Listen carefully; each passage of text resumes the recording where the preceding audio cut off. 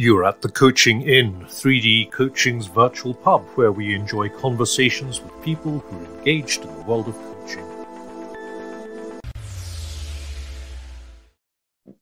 Dear listeners, welcome back to this episode of In the Arena. If you're a regular listener, you'll know by now we've been exploring the intersection between coaching and leadership, and that this series is a sort of special mini-series that's been supported by Claire Pedrick and the 3D coaching team and hosted by me, Kirsty Elderton. I've been coaching for over 10 years and consulting into organisations for much longer. And having worked with over 200 organisations, both in the UK and Australia, it's always fascinating to me where coaching pops up. So whether you're a coach or a leader looking to integrate coaching skills or something else entirely, I'm hopeful there's going to be something in this conversation for you. And if you've listened to other episodes of In the Arena, you'll know that we've been taking a leadership quality that sits at the intersection of coaching and speaking with someone who lives, breathes, magnifies that quality to explore it more deeply and bring some fresh perspectives. And today is no different. The quality we're exploring is creativity, and I'm delighted to have Harriet McDougall with us to share some of her lived experience, the highs and lows, if you like, of how to be more creative in your role. Harriet, tell us a little bit about yourself, your background, and why creativity is so important to the work that you do. Oh, thanks for having me, Kirsty. It's really exciting to be here. Where to start? So I'm a strategic and service designer. I've been doing this role for around the last 10 years or so, I suppose. But consultancy isn't really my bread and butter. I think I've come from kind of an art background, actually. So I studied design at university and have been a practicing illustrator and kind of graphic designer and things like that in the past. But I think over the years, what I found is that my practice, the way that I work, the way that I approach work, even though I'm not necessarily in a highly kind of artistic field at the moment, it's really benefited from my educational background in, bringing ways of visualizing, thinking, exploring, being playful about the way that you approach problem solving. And I just think that I've been able to, I suppose, function in a very authentic way throughout my career because I've kind of allowed that artistic side to be a part of how I work. Yeah. Thank you. And I'm so glad that you mentioned that artistic side, Harriet, because I'm just going to say straight off the bat, I reckon you've been a little bit humble because I know how bowled over people have been by some of the beautiful things you can do with pen and paper. But I also was just sort of reflecting when you were talking there that one of the things I've loved observing the way you work and the way you think about work is that often you come at things from just a slightly different angle. And it's just the slight difference or the small difference that seems to make a big difference for the people that you work with. It just creates a slightly different perspective, or you mentioned the word playful. And it's that kind of tiny bit of different perspective, I think, that brings a really massive difference into the type of work that you do and the way people experience your work. Is that your sense as well? Oh, well, that's a lovely compliment. Thanks. I don't know. I think that that playful aspect is absolutely critical when it comes to being able to be creative in any situation. I always think that there's a space for attacking any situation with that kind of slightly, I suppose, like irreverent or kind of, I don't know. I think there's something to be said for not taking everything too seriously, which is much easier said than done, of course. Like situations are stressful. But I think there's something quite amazing about the ability to bring some humor and some play into a problem-solving scenario that can actually, like you said, it's not just about like what you bring to the table specifically, it's about how you're able to spark something in others. And I found that sometimes just being a little bit silly in a situation, but kind of like demonstrating that for other people kind of gives them a little bit of space to participate in a more playful or silly way. And I don't know. I mean, I think that the difference between like a workspace that's creative and one that isn't is that ability to bring the playful element ultimately. One of the reasons that I really love coaching is because I reckon at its heart, it's a sort of creative process. And what you're sort of alluding to there, Harriet, really goes to the heart of coaching, I think, because, you know, we talk about creating a coaching container that's safe for people to explore and create new meaning, generate new perspectives, come to new insights. And often, I think there can be a tendency to do things the way you always do them.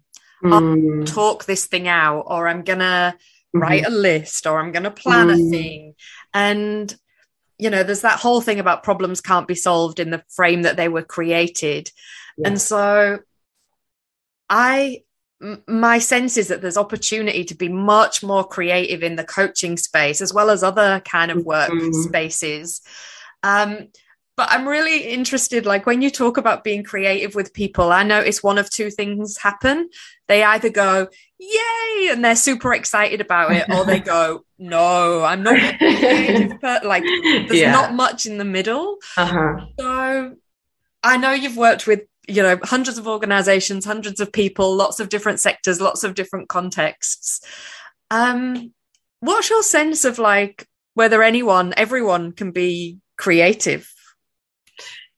So, I mean, obviously, I think that everyone is inherently creative and has the capacity for creativity. But I also realize that saying that is like saying anyone can draw, which I also believe, but I tend to get like the deep eye roll whenever I say something along those lines, because I think it's been so drummed out of them, I think, that capacity for creativity, you know. It's sort of going back to that playful thing, you know, all children are creative and they play and they are creative for the sake of being creative rather than for the output. And somewhere along the line at school, I think we will have a teacher at some point that goes, you're a creative kid or you're not a creative kid, you know.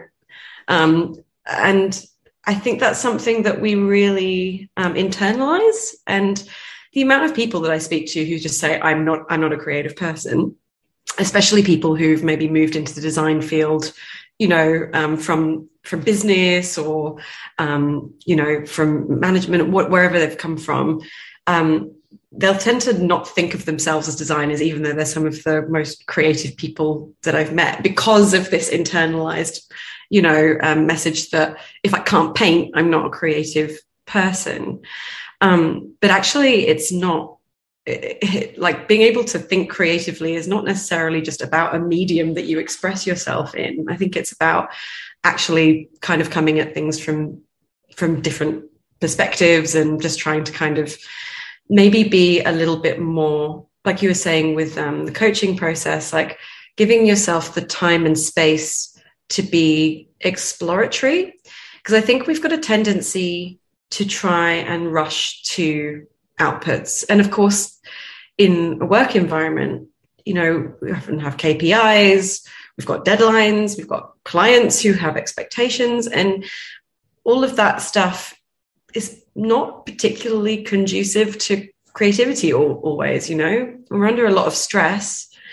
there's nothing worse than fear, whether that's an anxiety or a stressful environment, to prevent you from being able to sit in that kind of creative, call it an open mindset, where you're expansive and you're kind of opening up possibilities. It's really tough to do that when you're under pressure. And so I think coming back to, that kind of the coaching aspect of that, of course, when you're feeling anxious about making a decision about what the rest of your life is going to look like, it can be really difficult to sit in that ambiguity, I suppose. I guess like something that I found to be really important is just kind of finding ways to create that space internally, because psychological safety is incredibly important in a work environment for, creating teams that have a culture of creativity and playfulness. But it's also about making your own self psychologically safe, because I think, again, going back to that, that sense of, oh, I can't be creative. A lot of that comes back to the inner critic, that someone starts to do something that they feel is creative, like they're writing a song or a poem, or, just going to a life drawing class, or whatever it is that you're trying to do to kind of express yourself creatively. That there's that little voice that sneaks in and says, "You're crap at this. This is no good." Sorry, can I swear on this podcast? I reckon you're safe with crap. Oh, yeah. Okay. Other C words, maybe not. Okay. No. Yeah, but I think it's also about like giving yourself a bit of leeway and allowing yourself to maybe not be, quote unquote, I'm doing air quotes, good at something straight away. Because often, when people start trying to do something creative, again, air quotes, they'll kind of stop before they've kind of given it the time that it maybe could have benefited from, because there's this feeling of, oh, it's no good, I'm never going to be any good at this. And I think actually, if you can find that kind of internal kindness, and you can focus on the journey rather than the outcome, then I think that's probably a really important place to start. And I love this reference to psychological safety, Harriet, and as someone that's led teams, people, individuals through kind of a creative process, kind of taking an organization from A to B, and B being a much better place. What have you been learning about how you create that safe space with individuals, groups, teams, so that they kind of step in, even if it's a baby step, to taking that kind of playful, expansive mindset that you were describing? Yeah. I love that question. So I think there is such a thing as the right amount of structure.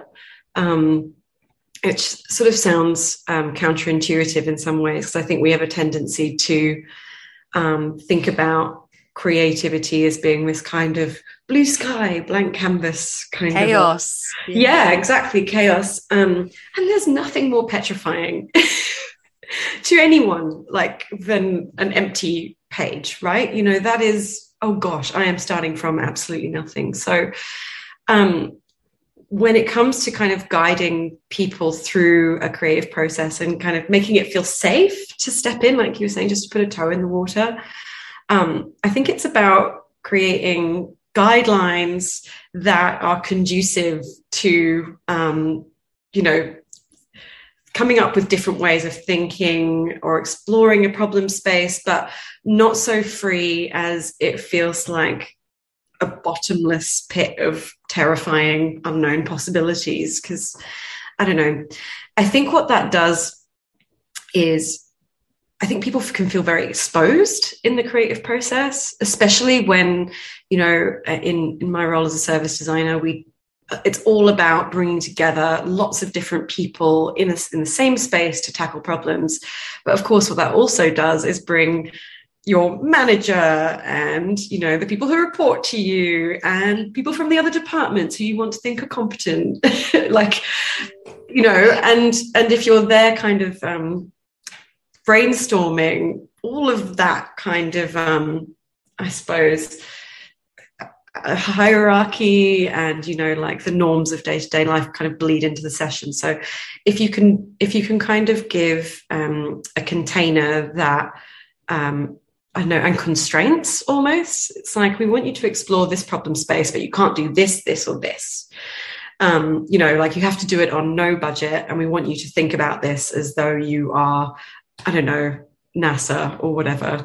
Very cheesy examples, but if you just kind of give people enough of a steer about where to start almost, and the things that they can't do in the situation, then it can actually be like a really, I don't know, it can just kind of provide the guardrails, if you like. You know, like when you're bowling.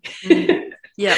I'm going to have a go at bowling because I'm confident that regardless of what happens, I've got these guardrails, my ball will reach the end and I won't be embarrassed in front of everybody when I don't hit anything, if there's no guardrails, because that's usually me. But yeah, I think just enough of a guardrail to help you feel like you understand what you're doing. Like, I think like constraints can be such a helpful thing. You know, Monty Python, The Quest for the Holy Grail. Do you know how they use coconut shells in it to be like the horse sounds? So that's like a hilarious thing and bizarre. And that came from the fact that they'd completely run out of budget in the movie to actually pay for horses. So like, I don't know. I just think it's like I think it's a really nice thing to start thinking about the things which aren't possible as, I don't know, useful, like grist for the mill, if that makes sense. Yeah. And there's something, isn't there, in those constraints? And, you know, I'm thinking in a coaching context, but also in all sorts of contexts. You know, there's a time constraint, there's a budget constraint, there's something about kind of naming them, and what I'm hearing, Harriet, finding a way of flipping them to go, oh, how do we make this work for us? Like, how do we create a healthy bit of tension with those constraints to create something new that we might not have thought of before? Yeah, that's right. Absolutely. And I think it's just also like sometimes providing frameworks that show a way forward as well, because it's like you were saying, creativity can feel really chaotic, and that's, I don't know, that's terrifying, like for everyone, including people who think of themselves as creative. Like, I think that I think if you can kind of provide steps or you know, like a route through the chaos and hold people in that space and show that, okay, at the moment, I mean, in design, you know all about this, we talk about divergent and convergent phases of a process. And I think there is something about the kind of, okay, this is the time when we're going to be divergent. We're going to be in open, expansive, exploratory mode in this part of the process. And you can see, because you can see closed mode thinking as in, like, you know, we're consolidating, we're defining, we're making decisions now, because you need one without the other. You can't just be expansive forever. You have to kind of use both open and closed thinking. But if you can see that closed mode kind of coming down the track, it kind of makes you feel a bit more comfortable, I think, in kind of sitting in the chaos for a bit longer, because you know, okay, this is the time for chaos, and chaos is okay. And I think just helping people to kind of manage the anxiety that comes with that expansiveness and, you know, possibility is a really important part of, again, the psychological safety that space. Yeah, and you're making me think, Harriet, that one of the things that I picked up with Claire actually on my very first coaching training I did with her, which was, gosh, must be over 10 years ago. And I've sort of taken this rule forward in life. And it's one of the reasons I think that I enjoy facilitation and working with teams and groups and individuals so much is this kind of rule of thumb of show you're working out, which is, it sort of lifts the curtain. It gives the people the sneaky peek behind the curtain of what we're doing here and how we're doing it and what's coming down the track. And what I'm thinking about when I was hearing you talk there about kind of showing the process, at some point we're gonna diverge here. There's something that happens with power in that is sharing power with the people in the group as opposed to holding it. You're laying some breadcrumbs for folks to see, follow, appreciate, question, challenge, and participate in a different way rather than holding the cards. Yeah. Am I hearing that right? Yeah. Well, I hadn't thought of it that way, but it's a lovely way of framing it, because I don't know, ultimately, I think in the type of work that I do and that you do, when we're facilitating people through a creative process, again, it's about the outcome. Of course it is, but it's not only about the outcome. And I think that building creative confidence and the capability to think and approach problems in a different way is a really crucial part of what we do. And I think, when we think about disciplines like co-design, for example, which is all about bringing together people from every part of a system that might be being redesigned and giving them, the power to say how they want that system to be redesigned, like that is all about doing everything you can to neutralize that sense of power that might traditionally exist in a system, to make it feel safe for everybody to participate as equals. And I think that going through the process and it not being kind of like, as the designer who's facilitating it, you're the only person that has the ability to be creative. You're the only person who can get us through this process. It's actually not true at all. It's about almost like disseminating the tools and just trying to, like, I always just feel like I'm trying to, I don't know, like we've worked together enough times, but again, like trying to like embody that silliness and, bringing some humility to the situation and demonstrating how trying to just show that like my guard's down so your guard can be down as well. And you hope that vicariously through going through that process that people can take some of that away with them into their work and culture afterwards. I mean, that's, to me, that's like the best project. So when that happens, yeah. There's something just really human about that as well, isn't there? As you were talking, Harriet, I've been doing some coaching, mentoring work with Claire, and we were doing a demonstration and Claire was drinking a cup of tea and someone on the call just said, "Oh, I can drink tea when I coach." And it's like this moment of like, well, we're all human. Like, It's okay to be silly. It's okay to drink tea or whatever it is to kind of, make that, to bring your whole selves into the space and be comfortable. But you used a word earlier that I just want to come back to, and it was exposed, because I reckon there's a great vulnerability, isn't there, about putting your art or whatever out there into the world. And there's this, I think it was Seth Godin, and there's probably other people who've said similar, but it's something like, if it doesn't make you feel a bit sick when you're going to press publish or press send or press share or whatever the thing is, you're probably not doing it right. Or there's a bit further to go. Yeah. So talk to me a little bit about the vulnerability and What tools, strategies, how have you managed to overcome some of that stuff?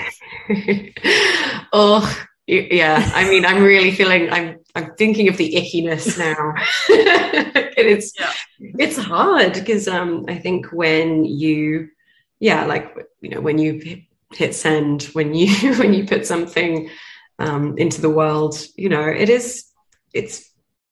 it's difficult because it is a part of you essentially that you're opening up to the world and inviting in judgment, and I think that can be really, really difficult. But I think what I would say is like that is, I don't know, maybe it's a process to get there for every individual, because I think we tend to have a concept of creativity as being the finished artwork or the novel or the amazing back to the output again, isn't it? The album. Yeah, it becomes again about these really high standards of what we consider, we're not all here to be Picasso. Like that is, it would be great, but then it would kind of devalue Picasso if we all would.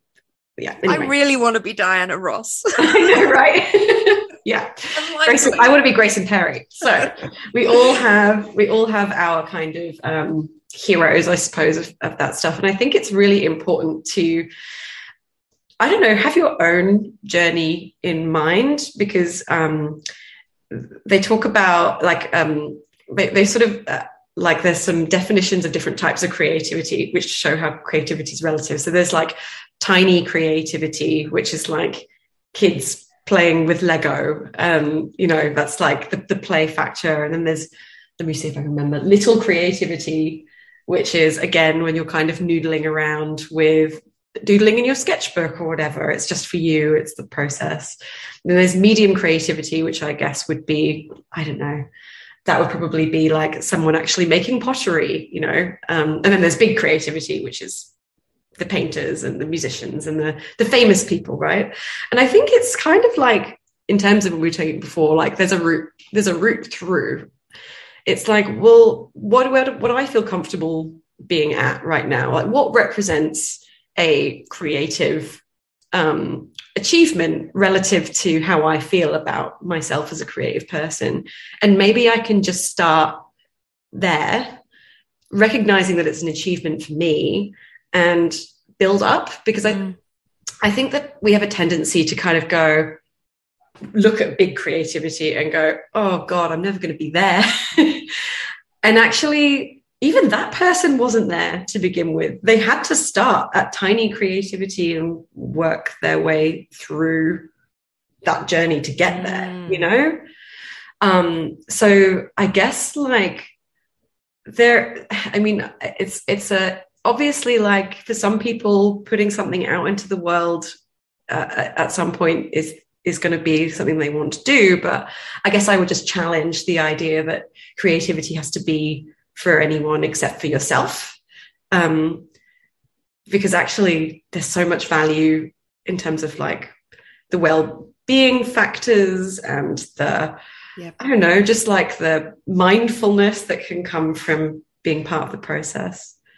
But in saying that, because obviously sometimes you might want to put things into the world, it comes back to, again, creating a bit of psychological safety around constraints. Like I think about life drawing classes and things like that. So if you've ever been to a life drawing class, you'll know that as part of the warm up, you'll do really, really quick poses. You'll do like 3-minute poses. And then you'll build up to the 45 minutes, 1 hour pose at the end of the session. And the reason for that is that you actually, like your brain is limbering up to the confidence that's required to get to the 1 hour pose without overthinking the hell out of it. And it's something about like the safety of, I've only got 3 minutes. So I know it's not going to be very good. I know it's not going to be very finished. So I feel safer to get started with the 3 minutes. So I guess like figuring out whatever it is that you are, you know, whether it's writing or whatever, like what's that 3-minute equivalent that you can apply to an activity that's just going to help you get started and it's going to take the pressure off. Because I think like regardless of whether you have a masterpiece in your back pocket, which you very likely do, you actually have to just give yourself a chance to get there. Yep. So yeah, I think that would be my response to that. And I love what you're describing here, which is, and it resonates with me from a coaching perspective more than anything, because often the creativity that comes in coaching isn't necessarily about, I mean, it can be about producing an outcome or an output, but often it's about people using creativity to explore a different aspect of themselves or of their life or of a decision that they've got to make, and being playful and exploring it safely from all those different perspectives gets you to try it on a bit. Yeah. You get to wear the jacket for that time and go, oh, is this jacket for me? Yes or no? Like you can take it off on. So there's something, isn't there, about the process is as important as the output or the product, because you learn so much in the process. Whether you're tiny, small, middle, wherever you land on that spectrum. That's exactly it. And I think I just think that we put so much pressure on ourselves constantly, and we build entire work cultures which are actually all about performance, and I think that can be limiting sometimes. Space for failure is also a critical part of the learning experience. And I think that failure has kind of become one of those buzzwords that everyone likes to kind of say that they value and that they emphasize, but it's not always followed through in my experience, especially in working cultures. And, I think if we don't give ourselves the opportunity to try something on and for it to not work, I think we lose a lot of the potential learning experiences if we don't do that. And I think there's an organizational psychologist called Adam Grant. He has a great podcast. He was saying how he has set himself a failure KPI. So he's like, I have to fail I have to have complete failures at least 3 times per year. And so brave. Yeah, no, I know. But what he was saying, which I really liked this idea, because he was like, look, if a project flops or I get a bad review in a book or whatever, I can kind of chalk it up to, okay, I am actually sitting at the edge of my comfort zone, because I have failed, but that means that I've tried something. And by putting a KPI around it, he's kind of going, yes, okay, well, I've failed 3 times, so in one way I've succeeded because I failed 3 times. I feel like that's a bit of a mind trick. Yeah, it is. Yeah. But I was thinking about it, and like, God, I imagine having a failure KPI for a team of people, and how powerful that could potentially be. I love that idea. In terms of cultivating that, really living the failure, we value failure principle, it would be something like that, wouldn't it? So, yeah. Just before we get to some recommendations, Harriet, just perhaps one question on blocks, setbacks, when things are not flowing creatively for you. What do you do? Where do you go? How do you get over it? Work through it, perhaps. Good question. There's a couple of things I would say, and it sort of depends on the extent of the block, but there's something about the creative process where actually it's a very natural thing to reach saturation point and be like, I have no idea what I'm doing at this point. So there's a process of immersion in the problem space where you're actually supposed to just absorb as much as you can, try as hard as you can, and you kind of know that this part of the process is over, because you've hit so many bloody walls that you just can't figure it out, and the frustration and the pain of that experience becomes kind of unbearable at that point. Actually, what you're supposed to do once you've hit that saturation point is just walk away. And we've all had the experience of, the eureka moment in the shower or driving, or you suddenly have the thought that allows you to come back to what it is you were struggling with in the first place. So I would say, if you are at the point where you are smacking your head against a brick wall, just let it go.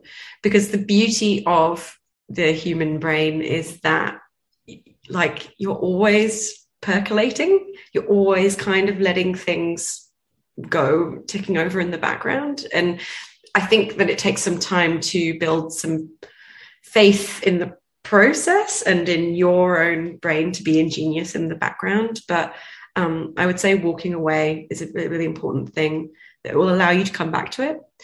But I also think, on the flip side, if you have been struggling to be creative consistently for a decent amount of time, then, like, often, because I have phases of this, and it is really hard not to beat yourself up. And I think that actually sometimes you just have to go, okay, well, what else is going on in my life that's leading to a bit of a block? I think that bringing that kind of lens of compassion to that is the first thing, because if you're putting more pressure on yourself, just continuously putting pressure on yourself, it's going to raise anxiety, and then it's going to be even harder to think. So that's probably the first thing. And then also, John Cleese has written a really amazing book on creativity that I would highly recommend everyone reading. But there's a quote from him that I really, really liked about this. And it's like, he speaks about turning up to try. And it's like you're actually building a bit of structure and routine, potentially. Like, you spend half an hour every morning trying to do a certain thing.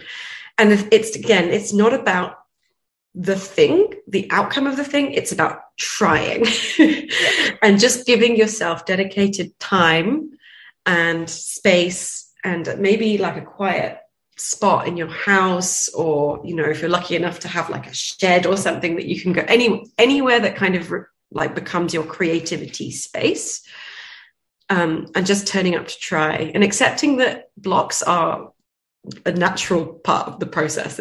I don't think there's any creative in history that hasn't faced a block of some kind, but it's just like allowing that to be, but also not letting it kind of stop you from doing anything altogether. Turning up to try.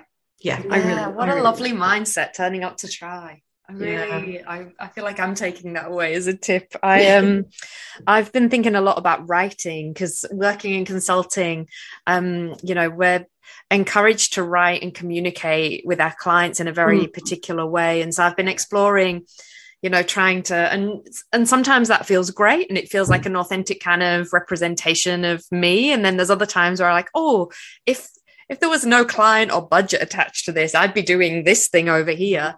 And so I've been exploring that. And one of the teachers there just says, touch your project every day, whether it's for 5 minutes, 10 minutes, if it's an hour, but just don't let it sit. Just touch your project, touch your thing every day. And I think it's a similar thing that you're talking about. There's something about the discipline, like I'm not letting this go, but I'm not I'm not putting excessive pressure on myself to finish or do everything within a certain period of time. Right.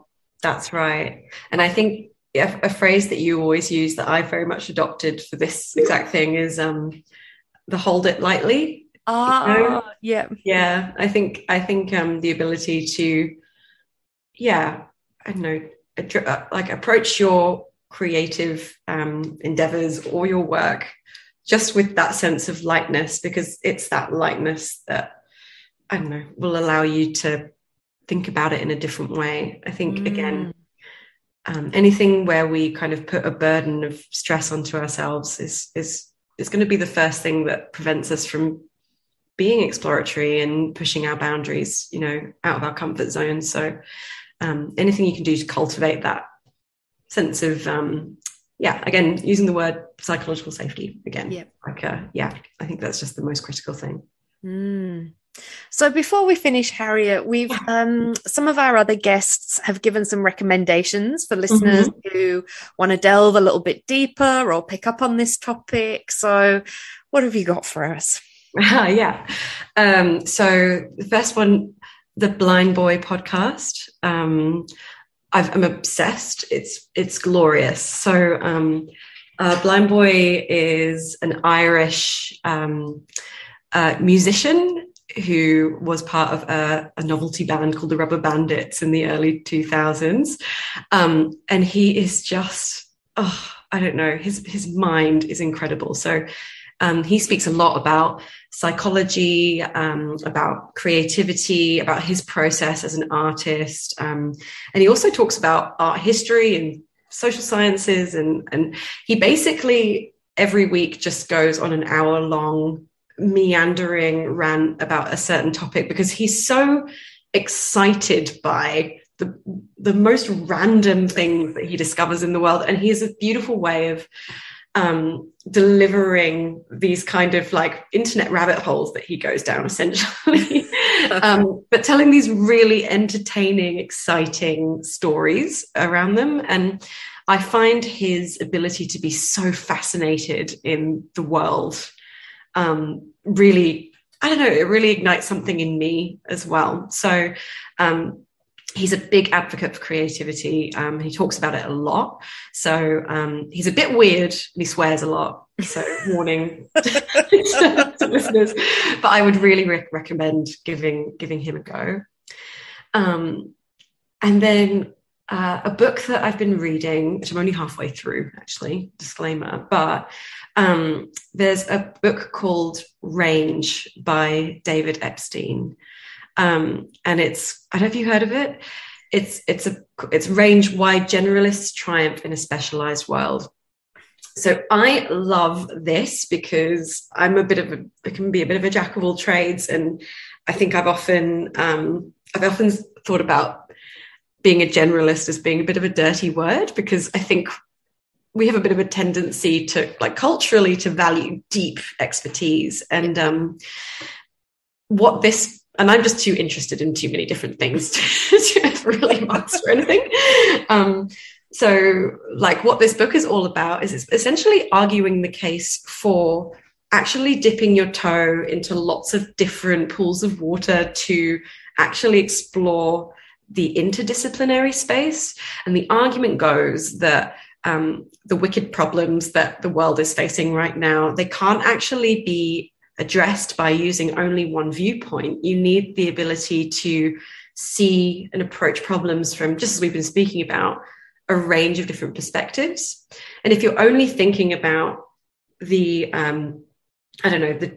deep, like from one deep vertical, you actually miss the opportunity to see the overlaps or the symbiosis between disciplines and between areas. And I personally really, really love that, because I'm studying to become a psychotherapist at the moment. And there's this beautiful, I don't know, like the way in which the psychotherapeutic process works, that kind of healing capacity that a therapist brings to the counseling space, has a lot of symbiosis with the way that we as design facilitators show up and create space for people to solve problems for themselves as well. It's interesting how Carl Rogers's person-centered therapy has so many overlaps with human-centered design. And there's something beautiful in that I never would have spotted if I hadn't given myself the chance to head over into and explore a new area. So I think reading this book is just like, I don't know, it's just really like great to read that from a point of view. Yeah, I think it's great. So that's the Blind Boy podcast and Range by David Epstein. And I should say 3 other people, not on the podcast actually, but 3 other people in my network have said, have you read this book Range by David Epstein? So it's it's obviously hitting some buttons with some folks. So I haven't read it, but I have to check that one out. I'll lend it to you when I'm done. So we'll put all of those links into the show notes, as well as links to Harriet's LinkedIn and various other socials.